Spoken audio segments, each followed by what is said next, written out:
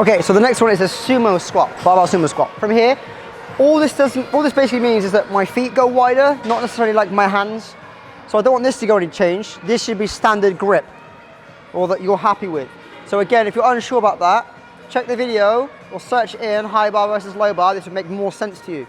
For me, I'm gonna go here for my grip, bring myself under. Currently at the moment, from here, my feet are kind of like standard. For like standard width. If I go for sumo, it just means I go outside shoulder width. For some of you, I mean you'll go quite wide. For others, not so much. If you want to help yourself out, from here, I would recommend you turn your toes out to the corners of the room. This will turn your adductors on and make your stability with your knees a little bit easier to do. Do your checks, you go chest up, stomach tight, and firm in. Don't lean. From here, I'm going to sit back, and we come back up. Come out. Come in. Come out. Come in. In terms of the fundamentals of the squat, we run through. Fundamentals are exactly the same as the standard one.